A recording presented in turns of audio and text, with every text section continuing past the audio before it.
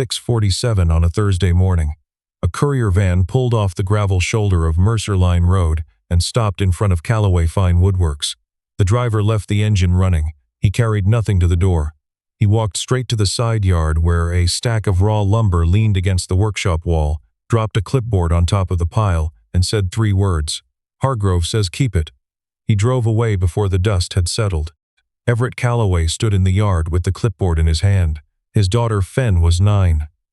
She was watching from the workshop doorway in her school clothes, backpack still on, because she had heard the van and come to see.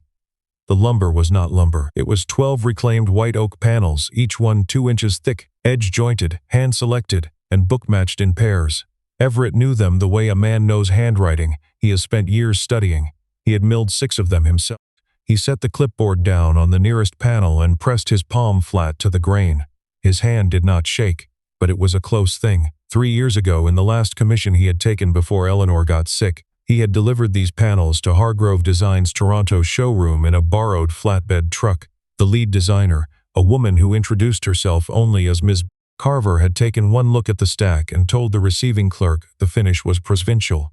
She had signed the delivery receipt and had him out of the building in under 10 minutes. He had driven home to Mercer without the payment he was owed. 6 weeks from now, she would be in this yard asking his price. "Stay with me." The van was already gone when Fen crossed the yard and stood beside him. She was small for 9. She had her mother's seriousness and her father's habit of looking at things longer than most people thought was necessary. "Dad, those are yours. They were. Are they ours again now?" Everett picked up the clipboard. The delivery note was a single line, unsigned except for an initials block. CH. It was a disposal notation. Hargrove Design, in its current financial restructuring, was clearing non-revenue inventory. The panels had been assessed at salvage value. 0. He set the clipboard on the bench inside the door. "Go catch your bus, Peanut." Fen looked at the panels for another moment. Then she looked at him. "Are you going to fix them?" "They don't need fixing." She went for her bus. He stood in the yard for a long time after the sound of it had faded down Mercer Line. By mid-morning, he had the panels inside laid out across 2 sawhorses in sequence. He worked through the stacks slowly, checking each one for movement, for any checking in the end grain, for the kind of damage that comes from improper storage. Hargrove had kept them in a climate-controlled environment, at least. That was something.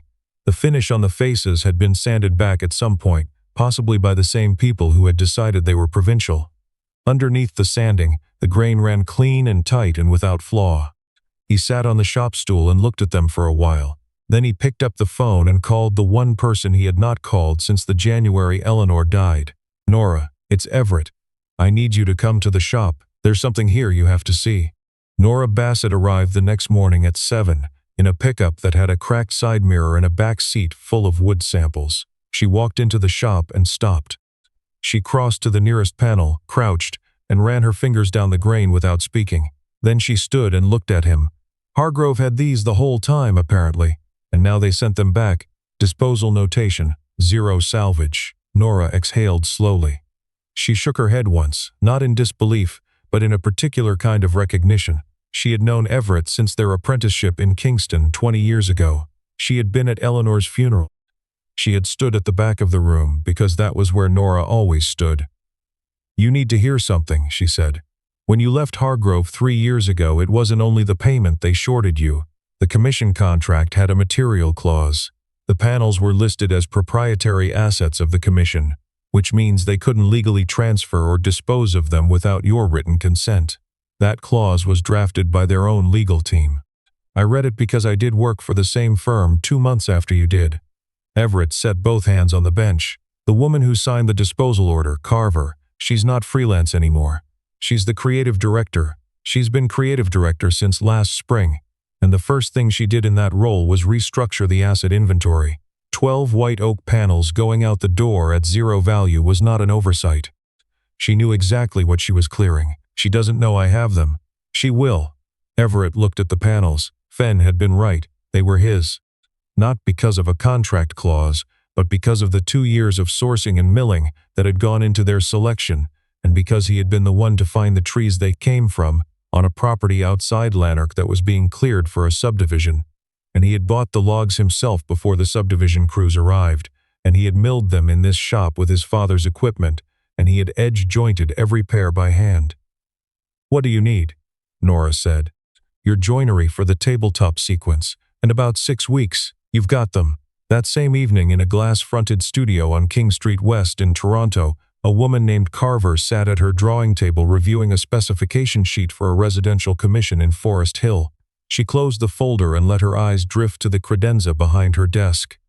On it was a photograph from an industry show in 2019, a table. White oak, hand-joined, with a grain match so precise it looked like a single continuous piece of wood. The maker's name was on the label card, but the photograph had been cropped before she framed it. She had not thought about that table in a year. She turned off her lamp and gathered her coat. At the shop on Mercer Line, Fen carried 2 mugs of tea out to the workshop. She handed one to Nora. Nora crouched to her height and looked at her with the directness that Nora brought to every living thing. "Your dad used to build furniture that people kept for 100 years, Nora told her. "He built things that other people in this business didn't know how to build anymore. These panels came back because the people who had them didn't understand what they were holding." Fen thought about this with the gravity that only a 9-year-old who has already lost one parent can bring to a piece of information. "Then I'll make sure he eats supper every night until he's done." Nora laughed, the first real laugh she had managed in months. Everett watched them both from the bench, and for the first time since Eleanor, he did not feel like the only person in the shop. By the end of the first week, Everett and Nora were working 12-hour days. The panels were cleaned, restabilized, and laid out in the final sequence for a commission table that Everett had never been paid to make, and was now going to make anyway because the wood had come back to him and the work was unfinished, and those were the only 2 facts that mattered. On Thursday morning, a call came from Hargrove's administrative line. Ms. Carver's assistant, a pleasant and apologetic voice, explained that Ms. Carver would be passing through the area and would appreciate the opportunity to inspect the disposal items in person, purely as a verification of condition for the record. The shop was listed as the receiving address on the disposal documentation. Would Friday morning at 10 be convenient? Everett washed his hands. He did not change his shirt. The chamois had a streak of finish across the left cuff, and he left it there. The studio sent a car. Carver arrived at 3 minutes to 10 with a junior associate and a woman who had a tablet open before she cleared the passenger door. They stood in the yard.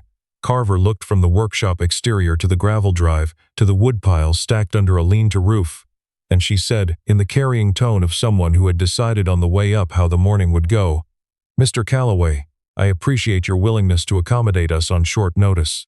We'll try not to take too much of your time." She did not offer her hand. They went inside. Carver's associate moved toward the panels with the tablet raised. Carver herself walked the length of the shop slowly, cataloging in the way a person catalogs when they already know what they're looking for. She paused at the work surface where Everett had laid out the joinery sequence. She paused longer at the framing clamps hung in order on the wall. Then she turned and let her eyes settle on Everett with a pleasant administrative neutrality. "You've done some work on the pieces already. Cleaning and assessment, of course, and your plan is too." She let the question trail in a way that suggested the question was not really a question. "Finish the commission." A brief pause. "I'm sorry, the table they were milled for. The commission was never completed." Carver's associate looked up from the tablet. Carver's expression did not change, but the rhythm of the room shifted slightly. The way it shifts in a space when someone has said something that cannot be unsaid. "Mr. Calloway, the panels were transferred to your possession as a disposal item. There's no active commission." Everett picked up the disposal clipboard from the bench and set it in front of her. He also set down the original commission contract from 3 years ago, folded and paper-clipped in the upper left corner.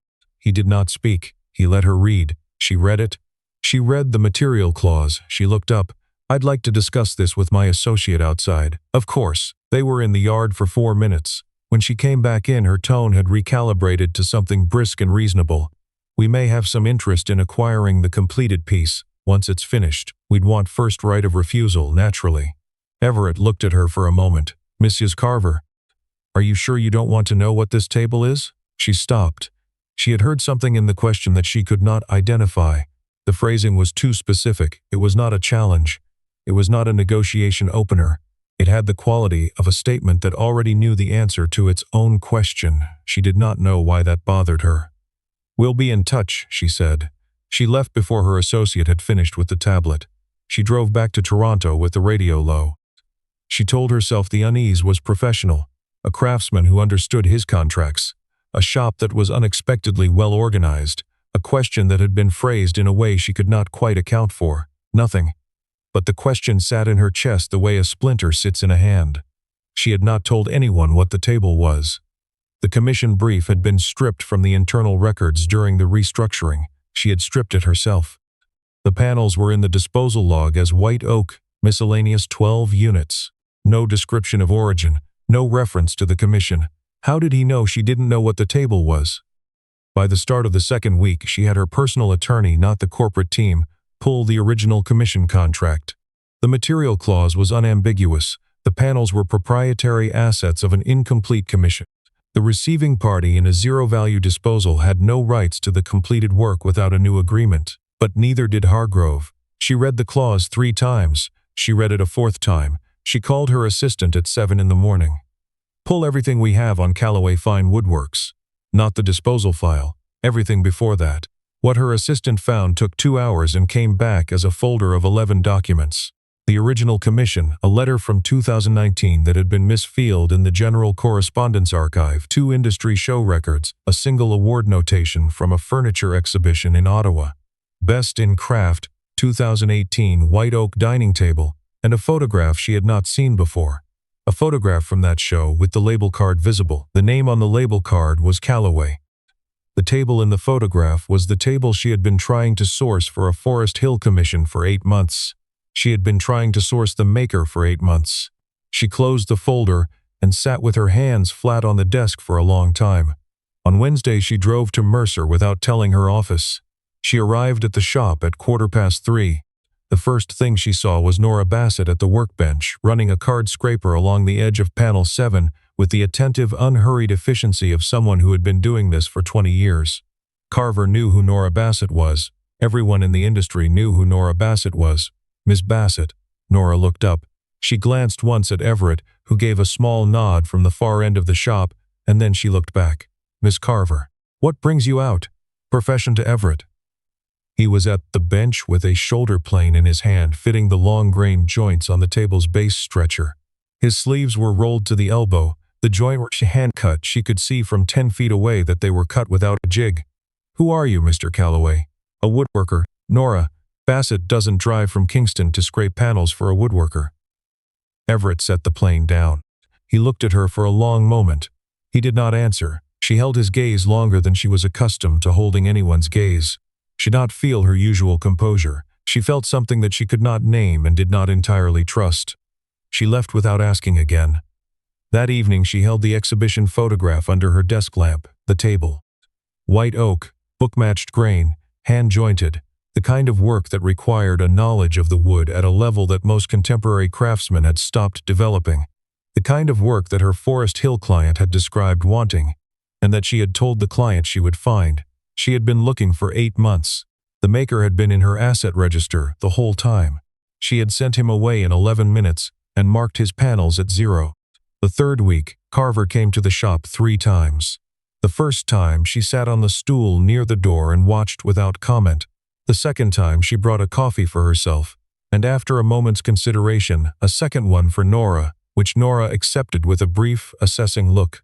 The third time, she came in the late afternoon, when the light through the west window crossed the panel sequence on the workbench in a way that turned the grain from amber to copper. She stood near the bench and watched Everett fit the breadboard ends to the tabletop. She had seen furniture made. She had watched cabinet makers and studio craftsmen in production shops. She had not watched anyone work wood in this particular way, with the kind of attention that was not performance. Fenn came in from the school bus at 4:20. She set her bag on the shop stool. She looked at Carver once with the open assessment of a child who has not yet learned to pretend she is not evaluating someone. "You came back." "I did. Do you know what book-matched grain is?" Carver looked at the table. "Matching grain across a joint so the figure mirrors on both sides."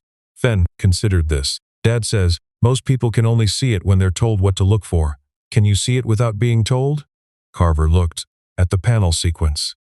She found the mirror line without moving closer. Second joint from the left. Fen looked at her father. Something shifted in the child's expression, slight and private. "You can sit on the good stool," Fen said. "The wobbly ones for people who don't look properly." Everett did not look up from the bench, but he wiped the same joint twice. The next morning, Carver drove to Kingston and parked outside Nora Bassett's studio. Nora answered the door in her shop apron with a coffee in her hand and the resigned expression of a person who had been expecting this visit. "Mrs. Bassett, I need to ask you something." "I know what you need to ask. Who trained him?" Nora looked at her for a long moment.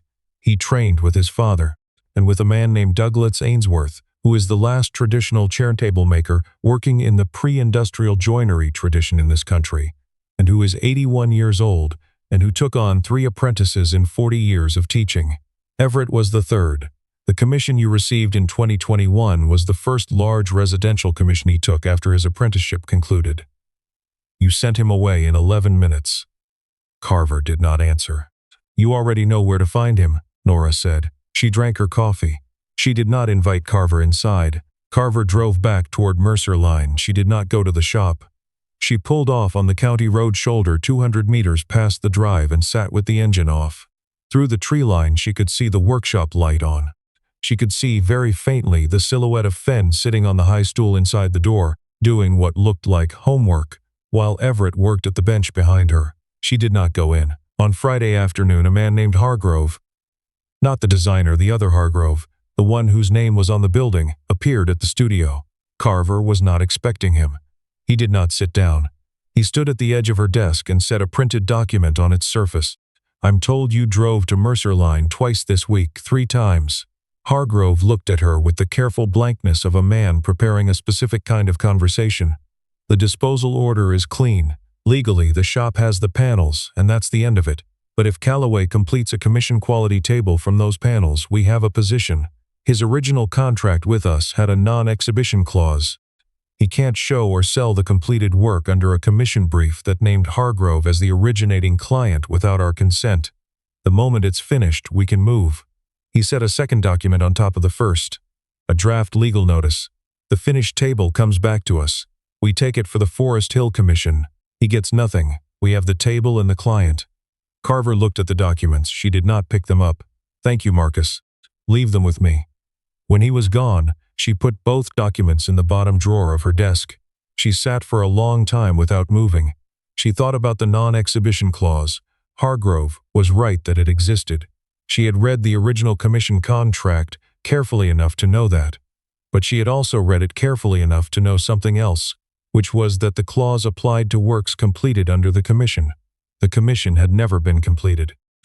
Payment had never been made. The legal position was not as clean as Hargrove believed, and she had been the one to send Everett away. She did not know yet what she was going to do. She knew one thing. Hargrove had known exactly who Callaway was. He had signed the disposal order. He had sent those panels to a shop on Mercer Line knowing whose shop it was. Either he had expected to get the completed work back for nothing, or he had expected Everett to have no idea what he was holding. Either way, he had decided without asking her. On Monday of the 4th week, Carver drove to Mercer at 7 in the morning. She had a file box on the passenger seat. Inside it were 3 things. A letter her predecessor at Hargrove had left in the physical archive, handwritten on the firm's old stationery, a USB drive she had found in the same archive box, and a copy of the original payment authorization from 2021, which showed that the $34,000 owing on Everett's commission had been approved by accounts, processed and then reversed by a single manual override. The override was initialed MH. She set the box on the bench in front of Everett. She kept her hand on the lid for a moment before she let it go. "I found something that belongs to this commission. I'd like you to look at it with me." Everett dried his hands on a clean rag. He opened the box and lifted out the letter. It was dated September 2021, 6 weeks after Carver had sent him away. It was written by the previous creative director, a man named Langford, who had been with Hargrove for 22 years before the restructuring. He had written it to the firm's founding partners, who were no longer active in the business. The letter described, in the careful language of a man who understood he was documenting something he could not prevent, a pattern of disposal and reacquisition that Hargrove had been running since 2019. Craftsmen were commissioned, paid partially or not at all, and their work or materials were rerouted into a separate acquisition ledger controlled by Hargrove personally. Langford had identified 9 instances over 3 years. Everett Callaway's commission was number 4. The USB held the acquisition ledger in full: names, dates, amounts, clients. The Forest Hill commission appeared on the ledger as a target asset 18 months before Carver had been told it was a new client inquiry. Langford had written that he intended to take the documentation to the board. He had been let go before he could do it, in a restructuring that Hargrove had initiated the same week. Carver read the letter aloud. Her voice held through the first half and went quieter in the second. When she finished, she set it on the bench. "I signed the disposal order for those panels. I thought it was an inventory review. I didn't look at the origin records closely enough. You didn't know. I should have known. This firm has my name on the door.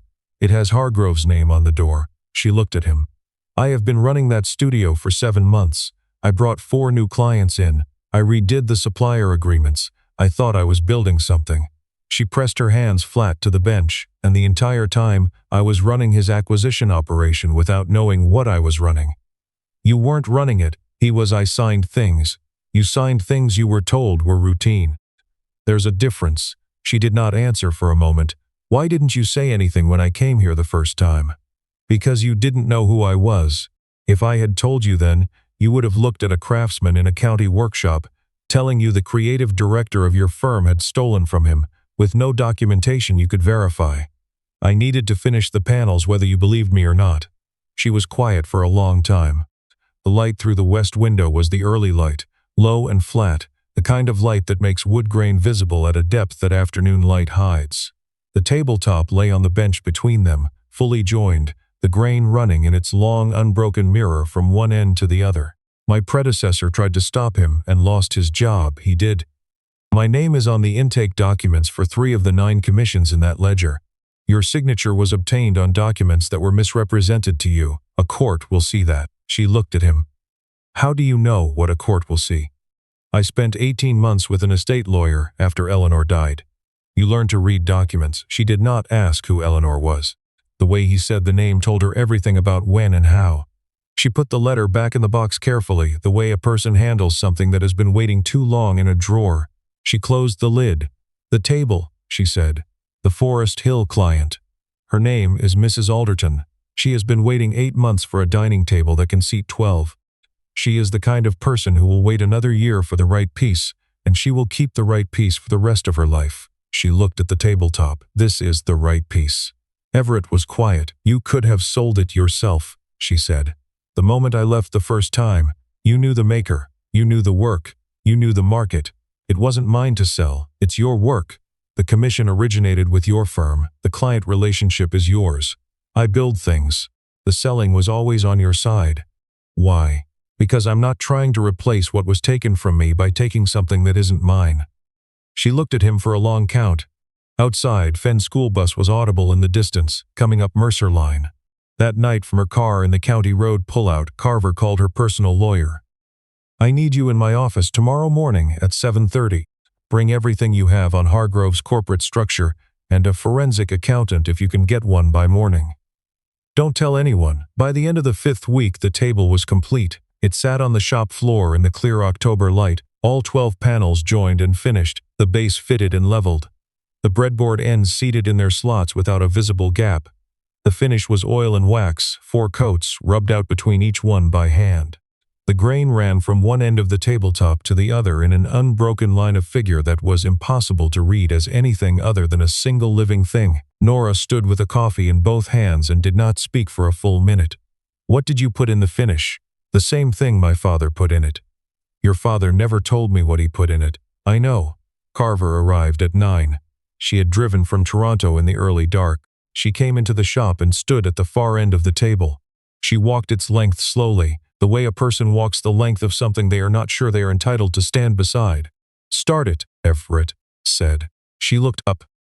"The commission piece, the client should have someone from outside the making side confirm the work is ready. It's what a good craftsman's father used to say." She put her hand on the tabletop. She moved it slowly from one end to the other. The wood was cool under her palm. At the center join, the grain flowed from one panel to the next without interruption, and she felt it more than she saw it, the grain running through the surface like a sentence that doesn't break. She took out her phone. "Mrs. Alderton, this is Carver. I have your table. I'm looking at it right now. I'd like to bring it to you this week." She listened. "It was made by Everett Calloway. He's the best joiner working in White Oak in this country." A pause. "I'll send you the documentation." "Yes, I'll be in touch this afternoon." She set the phone on the bench. "She'll take it." Nora exhaled. Everett looked at the table. "The commission value," Carver said. "The original $34,000 that was reversed in 2021. My lawyer confirmed the reversal was fraudulent. I'm having it reinstated today, plus interest from the date of delivery." She paused. "And I want to offer the Forest Hill Commission as a new agreement, at current rates. Mrs. Alderton's table at fair market for a piece of this quality is considerably more than the original number." Everett did not respond immediately. He ran one hand along the far edge of the tabletop. "The non-exhibition clause," he said, "is void. The original commission was never completed and never paid. I have my lawyer's opinion in writing. And Hargrove," she looked at him steadily, "Hargrove is no longer a partner in anything I'm involved in. My name is going off his door by the end of the month." That Monday evening, Hargrove arrived at the King Street studio with two of his own attorneys and a document he called a protective injunction. He had a press statement ready. He had brought the Forest Hill client's contact information to demonstrate leverage. He set the injunction on Carver's desk with the particular satisfaction of a man who has been several steps ahead of a situation for long enough that he has stopped checking whether he still is. Carver slid a folder across the desk. He opened it. The first page was the acquisition ledger, fully annotated. His initials were on 9 separate entries over 4 years. The second page was Langford's letter, notarized and countersigned that morning by her lawyer. The third page was the forensic accountant's preliminary summary, $1.2 million in fraudulent rerouting across 7 craftsmen's commissions, plus the payment reversals. Hargrove's attorney got through 4 pages before he set the folder down and looked at his client in a way that was not the look of a man preparing a defense. Carver pressed the intercom. "Please have security come to the studio." "Thank you." 3 weeks later, Carver walked into the boardroom of the firm's parent holding company with a folder and a USB drive, and her personal attorney beside her. The meeting had been called as a routine financial review. The 5 members of the holding board had been told only that there was a fiduciary matter of significant scale and that the managing partner would not be attending. She laid out the evidence in 38 minutes. When she finished, the room was quiet. The board chair, a woman who had been in corporate law for 30 years, cleared her throat once and asked about remediation. Carver presented the path, the 7 affected craftsmen, their original contract values, the reversal amounts, the interest calculations, all of it documented. All of it verifiable. "Who is handling the remediation coordination on the craft side?" Carver nodded toward the door. Everett came in. He was in a clean flannel shirt. He did not pretend it was a suit jacket. He had been in the building for 40 minutes, sitting in the lobby with a coffee, and Fenn's latest drawing of the French Broad, which was not the French Broad but Mercer Creek, and which Fenn had given him that morning, saying the tree on the left looked like a man who knew what he was doing. The board chair looked at him. "Mr. Calloway, I understand you're the maker whose commission initiated this matter." "Yes, and you brought documentation rather than a claim." "My lawyer brought the claim. I brought the panels." The board chair allowed the faint beginning of something that was not quite a smile. "Your commission is being reinstated. The payment reversal with interest from 2021. The non-exhibition clause is formally voided." She looked at Carver. "And the studio restructure. Effective immediately. Hargrove's name comes down. We're operating independently. The Forest Hill Commission and 4 others are proceeding under new agreements at fair market rates." The vote was unanimous. When the meeting let out, Everett and Carver walked together through the building lobby to the street. The October light came in low and sideways through the glass front, the kind of light that makes the city look briefly like a place that might be worth the trouble. They were not standing close. They were walking at the same pace. "You're not moving to Toronto. Fenn's school is in Mercer. The shop is in Mercer. You could keep the shop and take commissions here." "I already take commissions here. I drive 2 hours each way. I've been doing it for 3 years." She looked straight ahead. "Or I could come to Mercer more often." "You could, for site visits, for whatever you want to call them." She stopped at her car. She did not open the door. The keys were in her hand. "I sent you away in 11 minutes. she said. I called your Finnish provincial. I signed the disposal documentation without reading the origin records. You also drove to Mercer Line 3 times in a week when something didn't add up. You found the ledger. You called the forensic accountant before you had proof. You went to the board. That's the minimum. It's not the minimum. The minimum was letting Hargrove file the injunction. You didn't do the minimum. She looked at him. The light was behind him, and she could see the line of his jaw and the gray at his temple, and the scar across his right hand from a chisel that had slipped in his second year of apprenticeship. My father would have liked your table, she said. He built furniture. Nothing like this. But he used to say the furniture that lasts is built by people who think about the person who'll inherit it. Your father sounds like someone who understood wood. He understood things that lasted. She got in the car. He watched her pull away from the curb, and then he stood on the sidewalk for a moment in the October light before he walked to his truck. He drove the 2 hours home to Mercer with the windows down and the radio off, the way he had not driven since the winter Eleanor died. That night, in the office at the back of the shop, Fen looked up from her homework. Dad, is Miss Carver going to come back? He sat down beside her and smoothed her hair back from her forehead. The lamp on the desk was the same lamp that had been on his father's bench in 1991, repositioned here when the shop was built. Maybe, Peanut. Maybe. November came to Mercer Line the way it always did, with the maples going late and the creek running cold and clear, and the kind of light that made the shop feel like a lantern from outside. Carver rented a place on the county road 7 minutes from the shop. 1 bedroom, a wood stove she did not know how to use, a view of the backfield that was still standing corn. She drove up Friday evenings. She drove back to Toronto on Sunday nights. She did not call it anything. Neither did Everett. She had gone back to the studio with a new name over the door, her own, and a new practice structure, and the deliberate, methodical patience of a person who has learned the cost of moving quickly through something that needs to be understood slowly. She talked to Langford, who was not difficult to find and who had spent 14 months waiting for exactly this phone call. She hired him back in a consulting capacity, because he knew where everything was and what it meant, and because a person who tries to do the right thing and loses their job for it deserves to have that acknowledged in a practical way, not only a verbal one. On Saturday mornings, she let Fen teach her how to use a marking gauge. Fen had her own, small and brass-fitted, a birthday present from Nora. She held it with the exactness of someone who has learned from a person who does not accept imprecision, and she showed Carver how to set the fence and draw the line and read the depth without pressing too hard. Carver's first 3 lines wandered. Her 4th was straight. Fen said, "That's better, Miss Carver. Dad will be proud." Everett was in the doorway of the shop watching. He turned back inside before she could see his expression.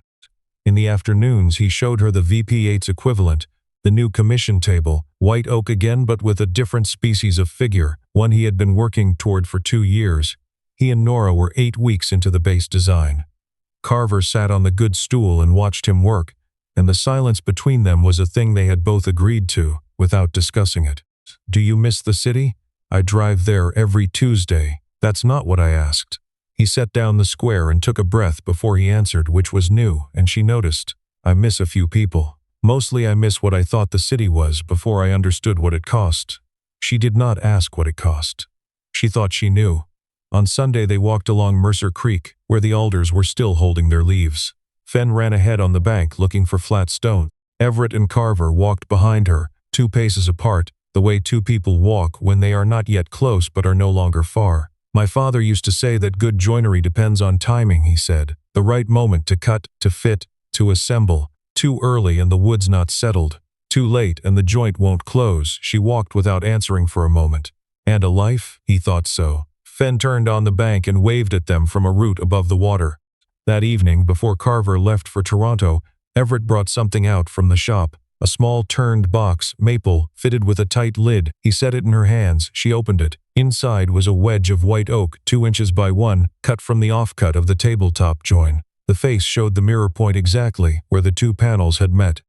The grain ran from one side of the wedge to the other and turned back on itself in the perfect fold that is only possible when 2 pieces are taken from the same log in the right sequence.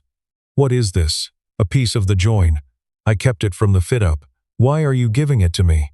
"Because you should have something from the work that started under your hand." She closed the box. She looked at him for a second.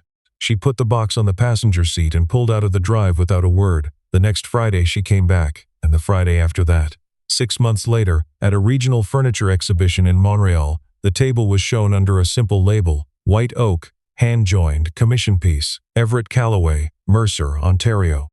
It was the centerpiece of the exhibition floor, set under direct overhead light that showed the grain match across all 12 panels simultaneously, and people walked around it for a long time without speaking. The judges spent 11 minutes at the table before they moved on. The award went to it without deliberation. Fenn stood between Everett and Carver in the exhibition hall, with her small notebook open, drawing the light on the tabletop in careful lines. She had asked to come 3 weeks before the exhibition, and Everett had said yes before she finished asking. At the announcement, the room was quiet for a moment after the name was read, and then the sustained sound that a room makes when a thing has been recognized that deserved to be recognized a long time ago. Nora, standing at the back, pressed one hand flat to her sternum, and then walked out to the corridor where no one could see her. Fenn turned and put her arms around Everett's ribs. He held her. With his other hand, he reached toward Carver, not reaching for her hand but open at his side. She stepped close. She let her shoulder come against his arm.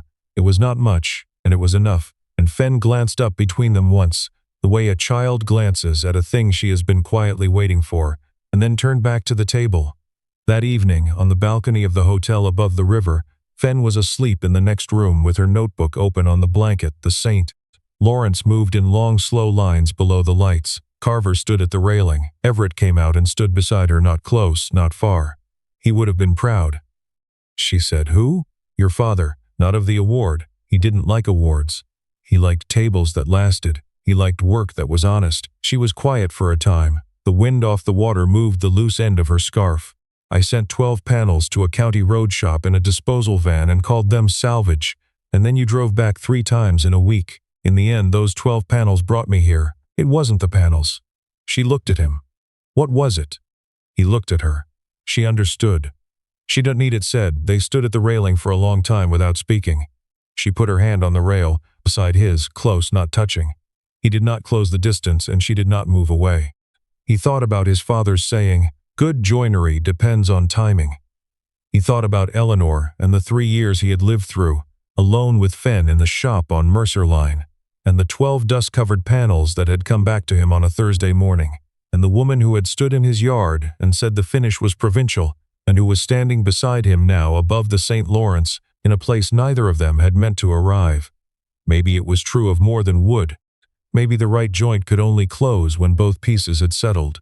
Maybe Carver had not come too early or too late. Maybe she had come exactly when the grain was ready. She turned her face toward him in the dark. She did not say anything. In the next room, Fenn slept with her notebook rising and falling on her chest, the drawing of the table in careful lines on the open page. Some things hold without being fastened. That is what good joinery teaches, in the end.